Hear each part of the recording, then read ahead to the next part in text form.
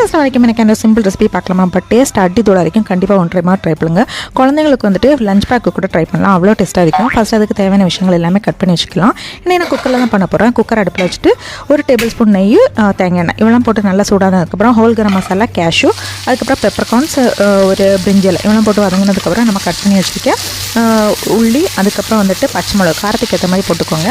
அது நல்லா வதங்கினதுக்கப்புறம் 1 டேபிள் ஸ்பூன் இஞ்சி வெள்ளைப்பூடு பேஸ்ட்டு, புதினா, நம்ம கட் பண்ணி வச்சுருக்க கேரட், அதுக்கப்புறம் வந்துட்டு பட்டாணி இவெல்லாம் போட்டு நல்லா வதக்கிட்டு 1 கப்பு அரிசிக்கு 1.5 கப்பு தேங்காய் பால் போட்டுக்கோங்க. தேவையான அளவு உப்பு, 1 மணிக்கூர் ஊற வச்சுருக்கேன் பாஸ்மதி அரிசி இவெல்லாம் போட்டு கொதி வந்ததுக்கப்புறம் ஒரு விசில் வந்துட்டு ஹை ஃப்ளேமில் வச்சு இறக்கணுன்னா செம்ம டேஸ்ட்டான வெஜ் புலாவ் வந்துட்டு ரெடி ஆயாச்சு.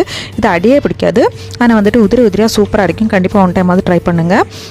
அதுக்கப்புறம் இது கூட வந்துட்டு நான் எக் கிரேவி ட்ரை பண்ணியிருந்தேன். அது கூட வந்துட்டு நான் ஃப்ரெஞ்சு ஃப்ரைஸும் வச்சுருந்தேன். செம்ம டேஸ்ட்டாக இருந்துச்சு. கண்டிப்பாக நான் பண்ணேன்னு சொல்லலை, பட் டேஸ்ட் அடி இதில் இருந்துச்சு. கண்டிப்பாக ஒன் டைம் ட்ரை பண்ணுங்கள். இன்னொரு வீடியோவில் பார்க்கலாம்.